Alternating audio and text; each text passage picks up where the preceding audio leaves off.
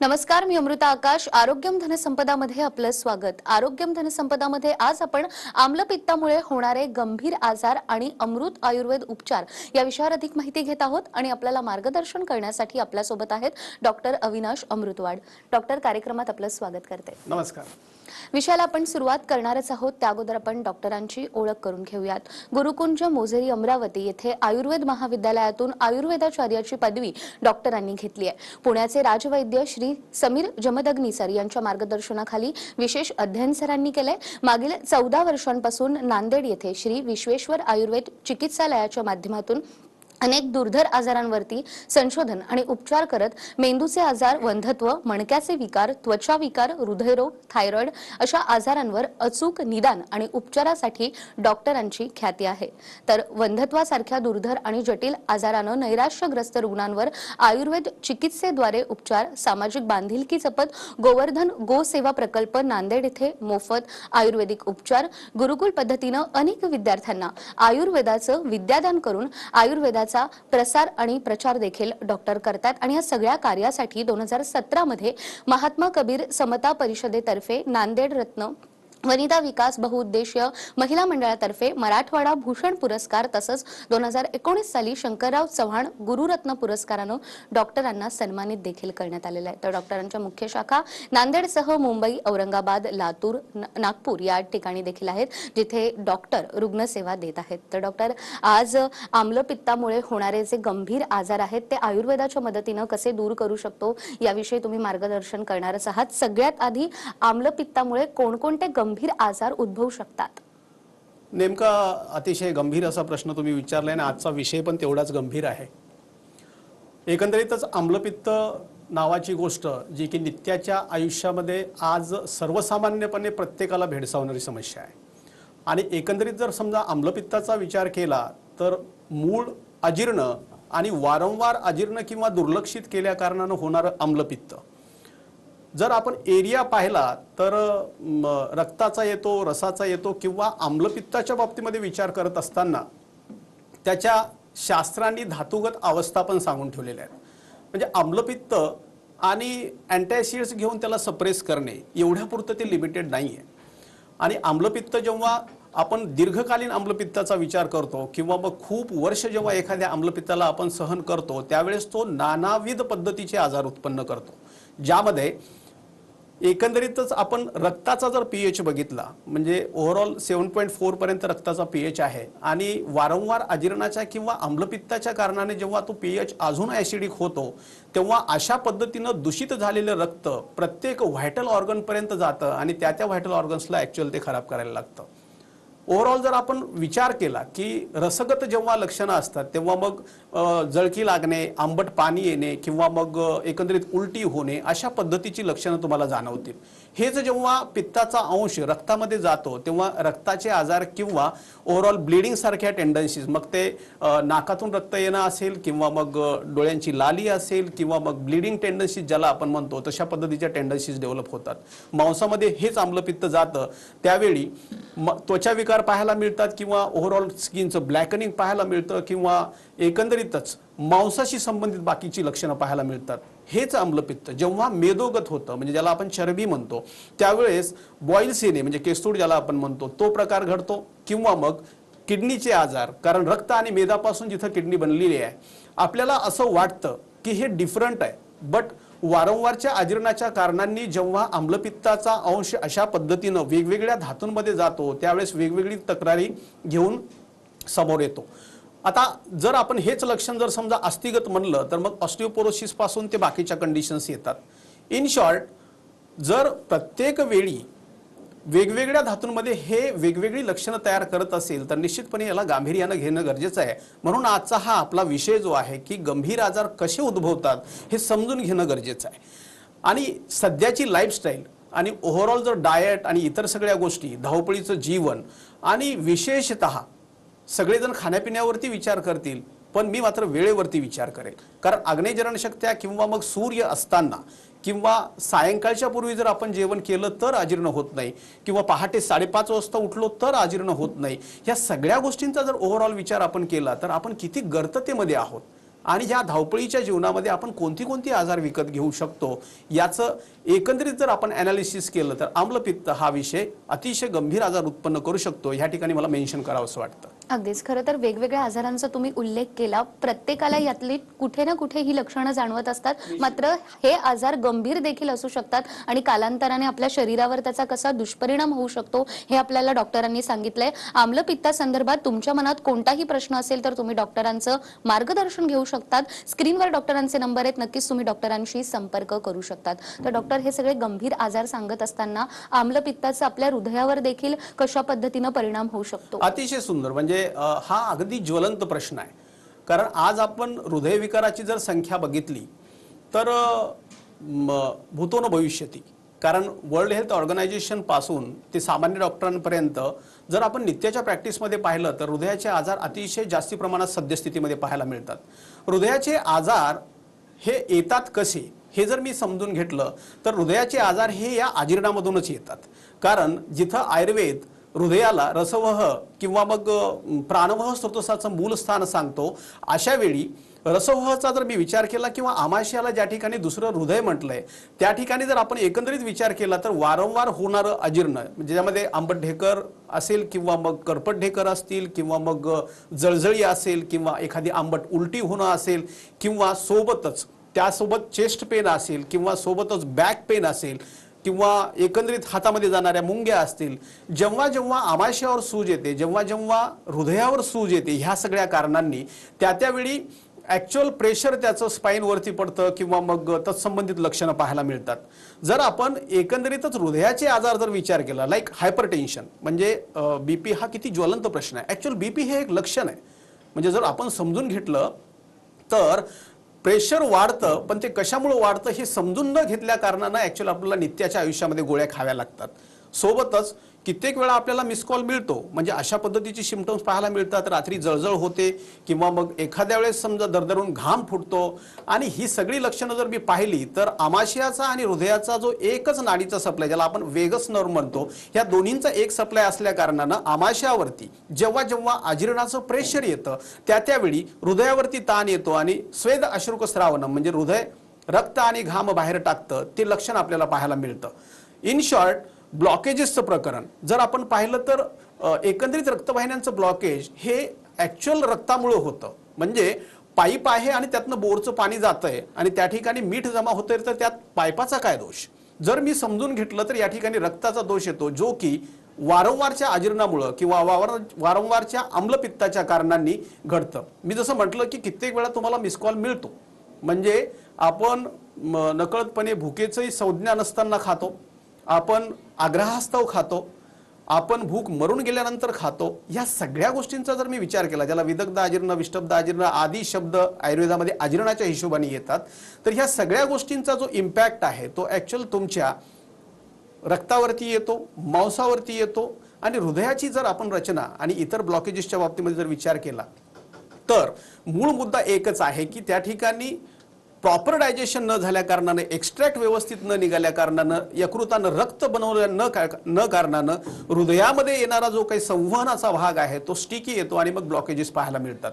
जर मी हृदयाच्या आजाराच्या बाबतीमध्ये पुन्हा एकदा गोष्ट मेन्शन करतो की आपण जर समजा नित्याच्या गोष्टींमध्ये ह्या गोष्टी थोड्या थोड्या टाळल्या तर निश्चितपणे हृदयाचे आजार भविष्यातील आपण टाळू शकतो. इवन हृदयविकाराचे जे पेशंट आहेत त्यांनी जर समजा व्यवस्थित लाईफस्टाईल फॉलो केली तर बरीचशी त्यांची औषधं कमी होऊ शकतात. मी माझ्या नित्याच्या प्रॅक्टिसमध्ये पाहतो की आपण जर लाईफस्टाईल व्यवस्थित मेंटेन केली आणि डाएटवरती लक्ष दिलं तर गोळ्यांची गरज कमी पडते. मिस कॉल तुम्हाला पुन्हा पुन्हा मिळतो हे मी मेन्शन करतोय. आणि एखाद्या दिवशी आपण बेसन खातो, एखाद्या दिवशी आपण वडापाव खातो आणि पहाटेच्या वेळेला आपल्याला चेस्ट पेन व्हायला लागतं आणि जेव्हा आपण डॉक्टरांकडे जातो तेव्हा तो सांगतो की छोटासा अटॅक येऊन गेलाय. हे जर आपण गणित पाहिलं तर कुठून आलंय? अजीर्णामधून आलंय. दॅट्स वाय हृदयविकाराचा आणि आम्लपित्ताचा अतिशय जवळचा संबंध येतो. एव्हाना ज्या काही हृदयाच्या आजाराच्या बाबतीमध्ये विकार पाहायला मिळतात त्यातलं मोर ऑर लेस अजीर्णाचाच परिपाक असतो. म्हणून जर हृदयविकार टाळायचे असतील तर अजीर्ण टाळावं लागेल. अगदीच. हृदयासाठी इतकी महत्त्वाची माहिती तुम्ही देतायत, मात्र हृदयानंतर मणका देखील तितकाच महत्त्वाचा आहे. आम्लपित्तामुळे मणक्याचे देखील कोणकोणते विकार होऊ शकतात? गंभीर प्रश्न आहे. म्हणजे जर मी समजून घेतलं तर मणक्यांची रचना ही actual it is like a statue.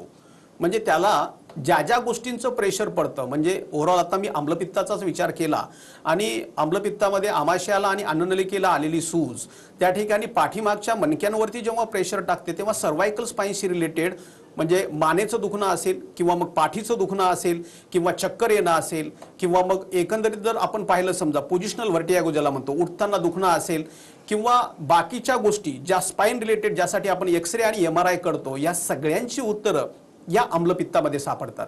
जर समजा आपण आम्लपित्त टाळलं तर सूज टळू शकते आणि सूज टळलं तर प्रेशर फॅक्टर टळू शकतो आणि प्रेशर फॅक्टर टळलं तर आपली ऑपरेशन्स टळू शकतात. पण कित्येकांना माहीत नाही, कारण आता स्पेशलायझेशनचं युग असल्या कारणानं आपण प्रत्येक गोष्टीचा विचार हा डिफरंटली करतो आणि प्रत्येक गोष्टीचा डिफरंटली विचार करत असताना वेगवेगळ्या डॉक्टरांकडे जातो. म्हणून मूळ मुद्दा कुठेतरी बाजूला बसतो आणि आपण मात्र पेनकिलर्स खात बसतो. इन शॉर्ट, पेनकिलर्सची ही जी थेअरी जर थांबवायची असेल तर एक गोष्ट की सायंकाळचं जेवण जर 5:30 वाजता केलं आणि सकाळी जर आपण 5:30 वाजता उठलो आणि जर आपल्या संस्कृतीनुसार खाद्यपदार्थ खाल्ले, अजीर्ण न होता खाल्ले, तर निश्चितपणे सर्वायकल स्पाईनचं जे काही दुखणं आहे त्यातला बराचसा अंश हा फक्त पथ्याने 50% कमी होऊ शकतो. स्पाईनवरती काम करत असताना आज हजारो लोकांचे आम्ही ऑपरेशन्स टाळलेले आहेत आणि ह्याच थीमनं टाळलेले आहेत. ओव्हरऑल जर आपण पाहिलं तर आता मानेच्या मणक्यांच्या संदर्भात पुन्हा एकदा मुद्दा मेन्शन करतो की नाक ब्लॉक असल्या कारणानं ह्या ज्या काही मसल्स आहेत, स्टेर्नोमॅस्टॉइड मसल, त्याच्यावरती प्रेशर येतं. आता दुसरा कन्सेप्ट की आजीर्णाच्या बाबतीमध्ये पण, म्हणजे जर आपण नाकाचा विचार केला तर आग हवेशिवाय जिवंत नाही राहू शकत. म्हणून मग ह्या गोष्टी ट्रीट करत असताना नाकाला पण तेवढंच महत्त्व आहे जेवढं तोंडाला महत्त्व आहे किंवा पथ्यांना महत्त्व आहे. त्यामुळे स्पाईनच्या बाबतीमध्ये पुन्हा एक गोष्ट की ऑस्टिओपोरोसिस सारख्या कंडिशन्स ज्याच्यामध्ये हाडं नरम होणे, हाडं झिजणे किंवा मणक्याची गादी झिजणे किंवा मग नस दबणे, ह्या सगळ्या गोष्टींच्या बाबतीमध्ये पचनाचा आणि तदनुषंगानं पोषणाचा विचार अतिशय महत्त्व ठेवून जातो. म्हणून मग पोषण जर का इम्प्रूव्ह झालं तर पुढची झीज ठळेल आणि जर का सूज समजा इम्प्रूव्ह झाली किंवा सूज नाही आली तर आपण सर्वायकल स्पाईनचं पेन रिलीव्ह करू शकतो आणि ऑपरेशन पण बिलकुल टाळू शकतो. अगदीच. ज्या रुग्णांना किंवा ज्या प्रेक्षकांना ऑपरेशनचा डॉक्टरांकडून सल्ला दिला जातो त्यांनी आधी तज्ज्ञ डॉक्टरांकडे जाऊन या संपूर्ण विषयासंदर्भात माहिती घेणं, उपचार पद्धती जाणून घेणं आणि त्यानंतर उपचार करणं हे तितकंच महत्त्वाचं आहे. त्यासाठी डॉक्टरांचा नंबर स्क्रीनवर आहे, नक्कीच तुम्ही डॉक्टरांशी संपर्क करू शकतात. डॉक्टर, जसा तुम्ही आता उल्लेख केला की आपली जीवनशैली बदलत चालली आणि त्यामुळे आपल्याला हे सगळे त्रास होतात. अनेकदा आम्लपित्तामुळे डोकेदुखी होणं किंवा मायग्रेनचा त्रास होणं हे प्रत्येकाला कुठेतरी जाणवत असतं, मात्र एखादी गोळी आपण घेतो डोकं दुखतंय म्हणून आणि तो विषय तिथल्या तिथे राहून जातो. तर हे असं करायला हवं की नको? नाही, मायग्रेन ही एक व्याख्या आहे. म्हणजे मला समजून अतिशय म्हणजे मजेशीर भाग आहे हा की डोकेदुखी हा जो विषय आहे तो डोक्याचाच आहे का, हा प्रश्न पहिल्यांदा पडला पाहिजे. कारण डोकं जर समजा दररोजच दुखत असेल तर मग ठीक आहे, किंवा सिटी स्कॅनमध्ये काही इन्व्हेस्टिगेशन्समध्ये तुम्हाला लाईक ब्रेन ट्युमर सारखी कोणती कंडिशन मिळते तर ठीक आहे. पण कधी मध्ये डोकं दुखतं तर निश्चितपणे तो चुकीचा भाग आहे. आणि जर मी समजा ह्या बाबतीमध्ये व्हॅस्क्युलर प्रेशर वाढल्यानंतर एकंदरीत जर का समजा डोकं दुखत असेल आणि मध्ये मध्ये जर का समजा अटॅक येत असतील तर निश्चितपणे कोणत्या तरी वेगळ्या अँगलने त्याला विचार करणं गरजेचं आहे. त्यामुळं आम्लपित्ताचा जो संबंध आहे एकंदरीत जर आपण विचार केला तर तो अन्ननलिकेशी येतो. अन्ननलिकेच्या सुजेचा संबंध हा श्वासनलिकेवरती प्रेशर टाकतो आणि श्वासनलिकेच्या वरती प्रेशर पडल्यानंतर ऍक्च्युअल नाकाचा पडदा वाकडा झाल्या कारणाने नाजल ब्लॉकेज आणि ज्या साईडला तुमचं नाक ब्लॉक झालं त्या साईडला ऍक्च्युअल मायग्रेनचा अटॅक पाहायला मिळतो. एकंदरीत मायग्रेनमध्ये जर आपण सिम्पटम्स पाहिली तर ती उलटी केल्यानंतर किंवा उलटी झाल्यानंतर थांबतात. याच्यावरनं समजतं की तिथं आमाशयाचं किंवा आम्लपित्ताचं काय महत्व आहे. ओव्हरऑल डेलीच्या प्रॅक्टिसमध्ये आम्ही पाहतो की मायग्रेन 45 दिवसामध्ये अतिशय सुंदर पद्धतीनं 99% लोकांचं थांबतं किंवा त्याच्या संबंधित जे काही समजा अटॅकिंग कंडिशन्स आहेत ज्याच्यामध्ये चक्कर येणे असेल किंवा प्रकाशाकडे न पाहणं असेल, अर्ध डोकं दुखणं असेल, इन शॉर्ट ह्या सगळ्या गोष्टी जर मी पाहिल्या तर ह्या सगळ्याच्या सगळ्या गोष्टी आम्लपित्ताच्या कारणांनी किंवा अन्ननलिकेच्या सुजेच्या कारणांनी थांबतात. त्यामुळे ओव्हरऑल जर आपण मायग्रेन आणि आम्लपित्ताचा विचार केला तर त्यांचा हा संबंध 100% येतो आणि निश्चितच आम्लपित्ताच्या ट्रीटमेंटच्या माध्यमातून मायग्रेनचं सोल्युशन हे 100% होऊ शकतं. नक्कीच. त्यामुळे ज्यांना हा त्रास होतोय त्याच्याकडे दुर्लक्ष न करता नेमका आजार काय हे समजून घेणं आणि त्यानंतर उपचार करणं तितकंच महत्त्वाचं आहे. आम्लपित्ता संदर्भात आपण डॉक्टरांकडून अधिकही माहिती घेणार आहोत एका छोट्याशा ब्रेक नंतर.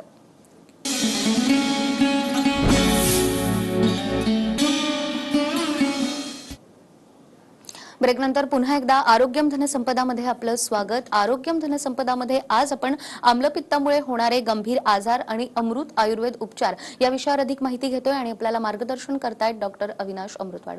पुन्हा एकदा आपलं स्वागत करते. खरं तर डॉक्टर, आम्लपित्तामुळे कोणकोणते आजार होऊ शकतात आणि त्याचं स्वरूप किती गंभीर असू शकतं या संदर्भात तुम्ही सांगतातच आहे, मात्र दीर्घकालीन आम्लपित्तामुळे देखील मानसरोग उद्भवतात का, याबद्दल काय सांगा? निश्चितच म्हणजे अतिशय जिव्हाळ्याचा आणि गंभीर प्रश्न आहे की जी लोक आज IBS ची आहेत, इरिटेबल बॉवेल सिंड्रोम ज्याला आपण म्हणतो, किंवा जी लोक खूप काळ आम्लपित्ताचा त्रास सहन करत आहेत, कारण ज्यांना त्रास असतो ना त्यांनाच ती फिलिंग असते. ओव्हरऑल आम्ही प्रॅक्टिसमध्ये पाहतो की जर आपण एकंदरीत विचार केला या आजाराच्या बाबतीमध्ये तर निश्चितपणे ह्या सगळ्या गोष्टींचा परिणाम जेव्हा दीर्घकालीन असतो ना तेव्हा रुग्ण कंटाळतो. मग त्याला चिडचिड होते.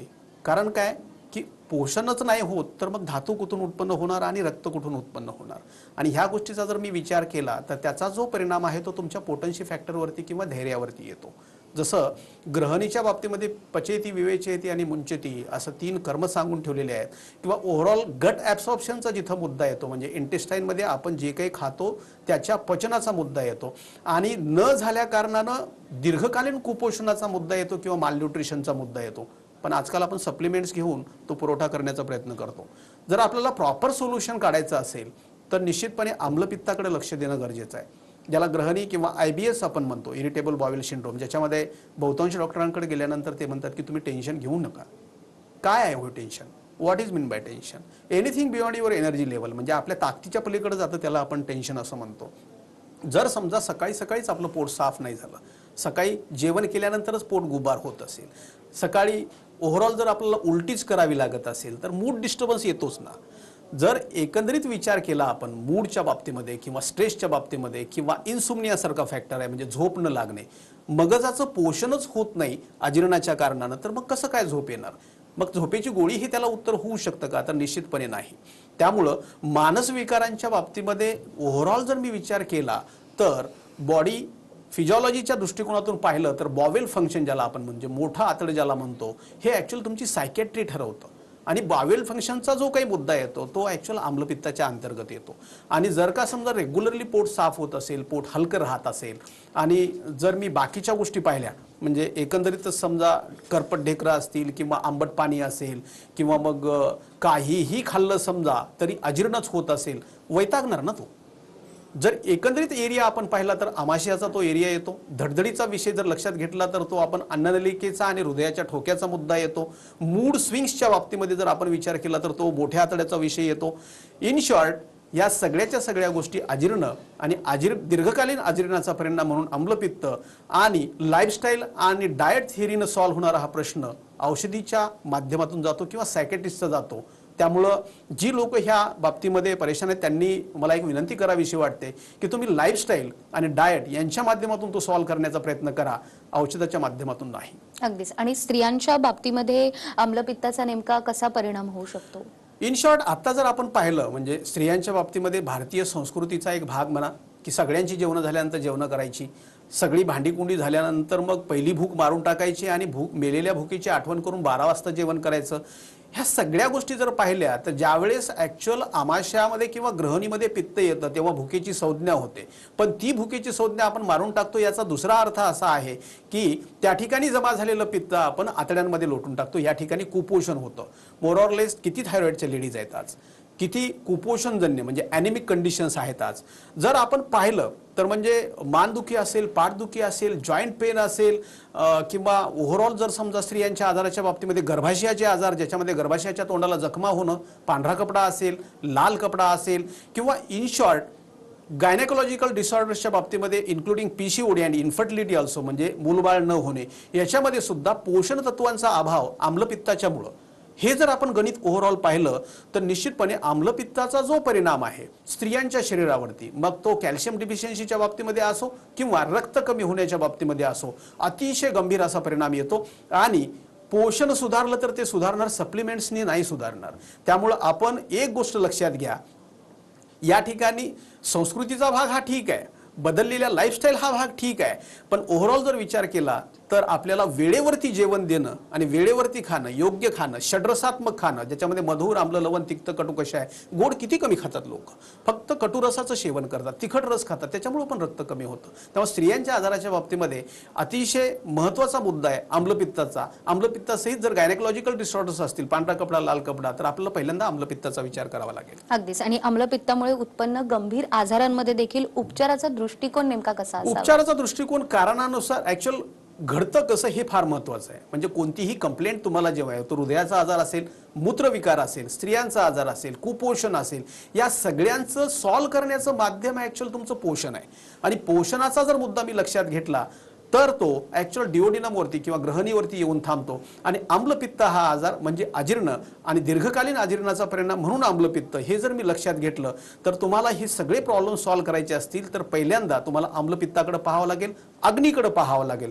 आणि अग्नी पाहत असताना, रक्त पाहत असताना जिरलं तर रक्त तयार होणार आहे, सप्लिमेंट्सनी तयार नाही होणार आहे. म्हणून ओव्हरऑल जर मी विचार केला तर आमच्या इकडं नश्यापासून, पंचकर्माच्या ट्रीटमेंटपासून ते ओव्हरऑल पोषण सुधारण्या ज्या काही समजा ग्रंथोक्त चिकित्सा आहेत त्याच्या माध्यमातून अतिशय कमी कालावधीमध्ये ह्या सगळ्याच्या सगळ्या तक्रारी, मग त्या हृदयाच्या का असेनात किंवा स्त्रियांच्या आजाराच्या बाबतीत का असेनात, ह्या सगळ्याच्या सगळ्या तक्रारी अतिशय कमी ड्युरेशनमध्ये आणि अतिशय परफेक्टली आणि छान दुरुस्त होतात. एवढं या ठिकाणी मला मेन्शन करावं असं वाटतं आणि ही आयुर्वेदाची कृपा आहे. अगदीच. तर डॉक्टरांनी ज्या प्रकारे सांगितलं, नक्कीच आम्लपित्तावर उपचार आहेत. तुम्ही जर तज्ज्ञ डॉक्टरांकडे गेलात आणि उपचार घेतले तर नक्कीच तुम्ही यावर मातही करू शकतात. डॉक्टरांचं मार्गदर्शन हवं असेल तर नांदेडसह मुंबई, औरंगाबाद, लातूर, नागपूर या शहरांमध्ये डॉक्टर रुग्णसेवा देत आहेत. स्क्रीनवर डॉक्टरांचे नंबर आहेत, नक्कीच तुम्ही डॉक्टरांशी संपर्क करू शकतात. डॉक्टर, खूप खूप धन्यवाद. आज तुम्ही ते आलात आणि अतिशय महत्त्वाच्या विषयावर आम्हाला मार्गदर्शन केलं.